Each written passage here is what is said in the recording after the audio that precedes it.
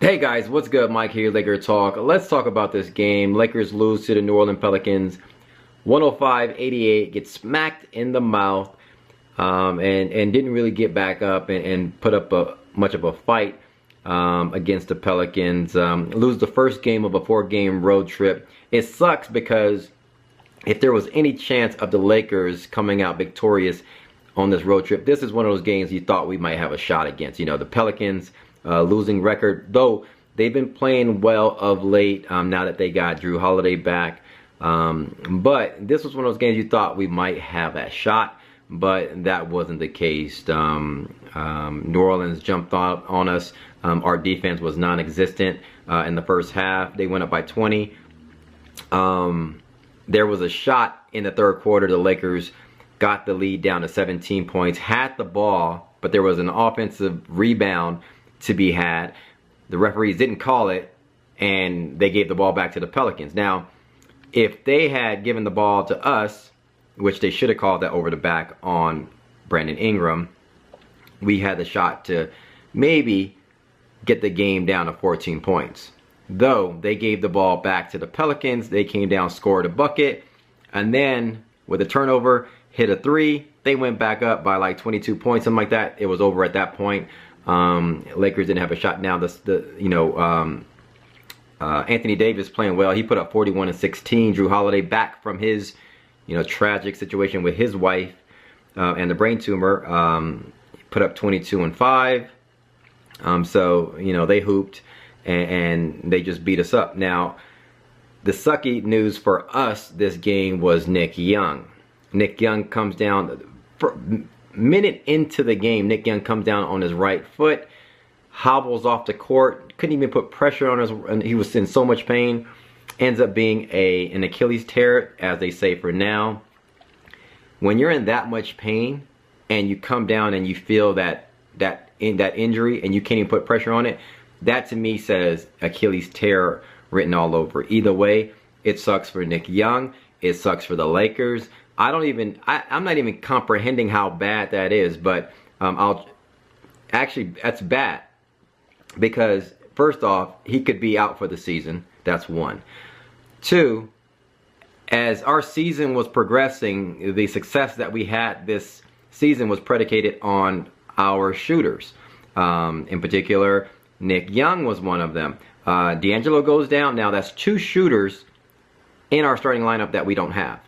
Now, what I said last game, if Nick Young could go off for he was averaging 14 points, but if he can go off for his 17 points, 18 points here and there, Jordan Clarkson goes off for his 18 points, Lou Williams goes off for 20 points, which they did last game, and we get what we get from Randall or and T-Rob and Jose Calderon, we could win some games. But with losing Nick Young and we don't have D'Angelo Russell, 2 of our shooters in our starting lineup, and now even Julius Randle came back. He scored a double-double, 12 and 10, but I don't know if he's fully healthy. He's not at full throttle speed. So we got an injury-riddled team right now. I don't know what you can expect from this team, especially on the road, going into these cold weather cities.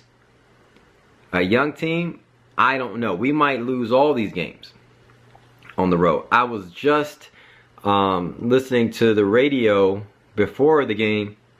They were talking about how traveling in the East Coast, or traveling across the country from like the West Coast to the East Coast and going on the road, how much it takes a toll on your body. And you could see from this game that we had no energy. And obviously the injury from Nick Young, I think, took the wind out of our sail. And that really sucked. We played better in the second half, but for the most part, we go and play Chicago tomorrow, and then we travel to Toronto, 2 cold weather cities. I mean, talk about being exhausted, being cold and miserable, and having to travel. And we travel back down to Memphis. We're in trouble right now, and it's still not sinking in terms. We're going to find out tomorrow what's really going on with Nick Young, but he's going to be out for an extended period of time. We're in trouble right now, and I don't know what to expect. We just got to watch these games and just I don't know. Just see what we do. But I mean, I don't know how we could beat these teams on the road if they play up to par and, you know, but listen, we made 5 out of 30 3-pointers for 16%. We shot 16% from 3. That right there says the whole story on how much we're missing our shooters and how much we struggled in this game. But that's a huge part of our loss right there. Anyway, a lot of people tweet at me, comment and stuff, and talk about Brandon Ingram a lot. Okay, now listen, people are frustrated saying Brandon Ingram should be doing this. He should be scoring more. I'm afraid of his shot. His free throw shooting is bad. Listen, Brandon Ingram today, he made 4 out of 10 shots, 1 out of 3 from the 3, 9 points, 5 assists, 3 rebounds. Listen, Brandon Ingram is not playing out of this world, but he's not playing terribly bad. Luol Deng is playing terrible. All right, Brandon Ingram is just not putting up numbers that he can right now. He's not playing up to his capabilities. That's for sure. Okay, that's what we know out of Brandon Ingram. He knows that he's missing these shots. So people are like, you know, they're frustrated. Listen, I hear your frustrations, but it's all perspective. Me in particular, I wasn't expecting so much out of Brandon Ingram. If Brandon Ingram gave us what he did today, and we had a healthy D'Angelo Russell, a healthy Nick Young, and a healthy Julius Randle, I'm okay with that. Because I know that Brandon Ingram is light in the back pocket. He has to develop he got to put on some weight, some muscle in order to bang around and really feel comfortable around banging with some of these bigger bodies. But besides that, he's still defending. He's still making it hard for defenders. He's still rebounding. He's still doing a good job running our second unit. His shot is just not falling right now. And I get the frustration. People say he's a number 2 pick. He should be doing this. But for me personally, it's all subjective. For me personally, I wasn't expecting much.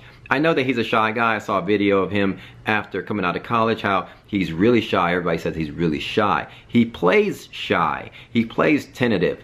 I just know that when he comes around, he's going to, when he starts learning how to play his game, he's like a Tayshaun Prince, sort of Kawhi Leonard type of mentality.